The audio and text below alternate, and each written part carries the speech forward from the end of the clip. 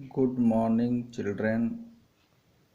आज class 7th के बच्चों का ज्योग्राफी का टीचिंग चल रहा है। लेसन 1 कल समाप्त हो गया था, तो आज लेसन 2 है। लेसन 2 का जो लेसन नेम है, धरातल के रूप बदलने वाले कारक। एक बात सब लोगों को ध्यान देना है कि ये जो ज्योग्राफी की टीचिंग है, इसमें सभी बच्चों के लिए है। ये class 5, 6, 7, 8, 9, 10th, 11th and 12th। ये जीएस की चीज़ें हैं, सामान्य ज्ञान की बात है।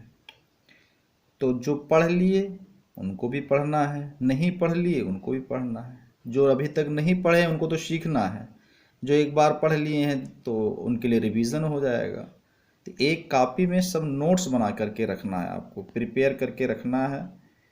और ये हमेशा काम, जब तक आप पढ़ोगे, कोई कंपटीशन देने जाना है, कोई तैयारी करना है, किसी को कुछ बताना है, अपने घर में भाइयों को समझाना है, इसलिए जानकारी आवश्यक है। तो इस ज्योग्राफी की टीचिंग में, ज्योग्राफी की जो क्लास चल रही है, इस क्लास में सभी बच्चों के लिए अनिवार्य है, सब लोग इसको कॉपी में नोट्स बनाएंगे। आज आपको पढ़ना है धरातल के रूप बदलने वाले कारक। ऐसे कौन से फैक्टर हैं जो धरातल के रूप को बदल देते हैं। अब बड़ा अजीब सा चीज़ लगता है कि धरातल का रूप कैसे बदल जाता है।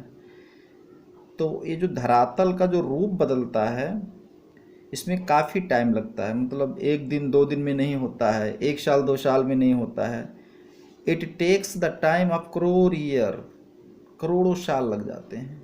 करोड़ों साल जब बीत जाते हैं तो आप कभी फील करोगे या कभी देखने का अवसर मिले तो आप देखोगे वहाँ का स्ट्रक्चर चेंज हो गया।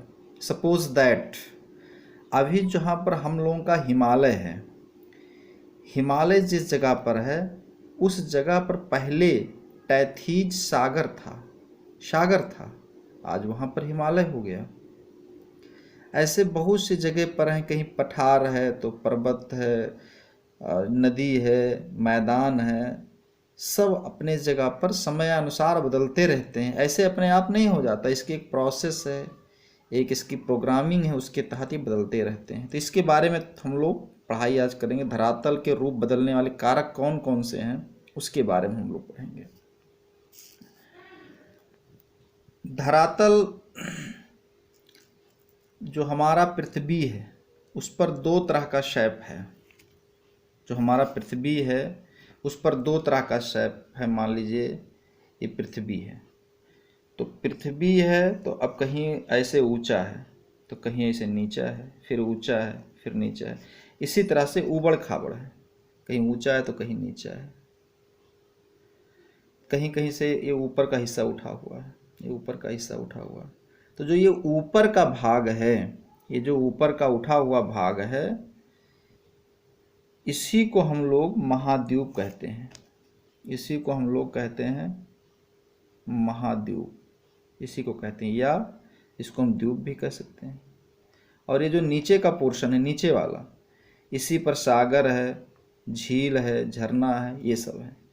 तो आपको ये समझना होगा कि ये जो पृथ्वी है इस पर जो ये उठा हुआ भाग है ऊपर का, इसी को हम लोग महाद्वीप कहते हैं या द्वीप कहते हैं। ये जानना बहुत ज़रूरी है। ये वर्ड जब आता है महाद्वीप या द्वीप तो लोग कहते हैं है क्या चीज़, समझ में नहीं आता क्या है ये। तो आपको अब जान लेना है कि हमारी पृथ्वी की ऊपरी सतह कहीं पर तो मान लीजिए उठी है तो कहीं पर नीचा भी है। तो ये जो ऊपर उठे हुए जो भाग हैं इसी को हम लोग महाद्वीप कहते हैं। और जो ये नीचे वाला भाग है ये, इसी को हम लोग झील, सागर, महासागर, झरना, यही सब है। जो नीचे का ये हिस्सा है, ये ऊपर का हिस्सा। समझ में आ गया होगा। जो ऊपर का हिस्सा है पृथ्वी का, ऊपर का जो हिस्सा है वो महाद्वीप हो गया। नीचे का हिस्सा सागर है, झील है, झरना है, महासागर है, यही सब हो गया। तो अब क्लियर हो गया कि ऊंचे उठे भाग को महाद्वीप या द्वीप कहते हैं, नीचे भाग को झील सागर, महासागर, ये सब कहते हैं। तो अब समझ में आ गया होगा। अब जो हमारी पृथ्वी है उस पर बहुत से चीज़ें हैं। आप लोग देखे होंगे, कभी टीवी के माध्यम से देखे होंगे या गांव घर में कभी दिखाई देखे होंगे। कहीं पर्वत है तो कहीं पठार है, कहीं घाटी है, पहाड़ी है, नदी मुहाना है, समुद्र है। ये सब हमारी पृथ्वी पर सब चीज़ें हैं और इन सब चीज़ों को भू आकृति, भू मतलब पृथ्वी, भूमि, ये जो भूमि की जो आकृतियां हैं इनको 3 श्रेणी में बांट दिया गया। भू आकृतियों की 3 श्रेणियां बनाई गई। धरातल पर तो अनेक भू आकृतियां हैं, बहुत सारे हैं। जैसे मैं बता रहा हूं अभी आपको कि पठार है, सहायक नदी है, झील है, झरना है, ये सब हैं। लेकिन इन भू आकृतियों को हम ज्योग्राफी के लैंग्वेज में इसको 3 कैटेगरी बनाया गया, 3 श्रेणियां बनाई गई। जो फर्स्ट कैटेगरी है, पहली श्रेणी है, उसमें महाद्वीप और महासागर आते हैं। पहली श्रेणी में महाद्वीप और महासागर। द्वितीय श्रेणी में पर्वत, पठार और मैदान हैं। तृतीय श्रेणी में टीले हैं, नदी घाटियां हैं, एवं डेल्टा हैं। ये सब चीज़ें हैं। अब जितने महाद्वीप और महासागर हैं वो सब तो प्रथम श्रेणी में आ गए। जो पठार, पर्वत, मैदान हैं वो द्वितीय श्रेणी में आ गए। और जो टीले हैं, नदी घाटियां हैं और डेल्टा हैं वो तृतीय श्रेणी में आ गए। ठीक है ना। अब यही सबका रूप बदलता रहता है। जितनी झील हैं, द्वीप हैं, पर्वत हैं, पठार हैं, मैदान हैं, इन सबका समय समय पर रूप बदलता रहता है। तो अब बदलता कैसे है, कैसे बदलता है, इसको जानना है। क्या प्रोसेस है, अंदर कोई हलचल होता है पृथ्वी के अंदर कि बाहर से कोई ज़बरदस्ती बदल देता है या अपने आप ये होता रहता है।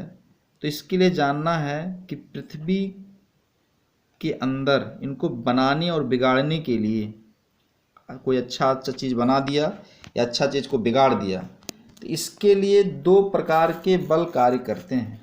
बनाने या बिगाड़ने का कार्य 2 प्रकार के बल करते हैं। और वो जो 2 प्रकार के बल हैं उसमें पहला जो बल है वो है आंतरिक बल। जो पहला बल है वो है आंतरिक बल। आंतरिक मतलब अंदर, और बल मतलब शक्ति। जो शक्ति अंदर लगती है और उस बल के कारण जो परिवर्तन होता है वो आंतरिक बल हो गया। दूसरा है बाह्य बल, जो बल बाहर से लगता है और जिसके कारण परिवर्तन होता है उसको हम लोग बाह्य बल कहते हैं। एक हो गया आंतरिक बल और दूसरा हो गया बाह्य बल। जो आंतरिक बल है वो 2 प्रकार का है। अभी तो हम लोग 2 बल पढ़े, आंतरिक बल और बाह्य बल। अब आंतरिक बल 2 प्रकार का है, एक है दीर्घकालिक बल, एक है आकस्मिक बल। अब इसके बारे में और डिटेल हम लोग नेक्स्ट डे पढ़ेंगे। दीर्घकालिक बल क्या है इसके बारे में विस्तार रूप से नेक्स्ट डे जानेंगे। आप सभी लोग फेयर कॉपी बना लें, उसमें इसको नोट कर लें। पर डे का जो क्लास होता है थोड़ा थोड़ा ही रहेगा, आप लोग उसको तैयारी करते रहें। Thank you.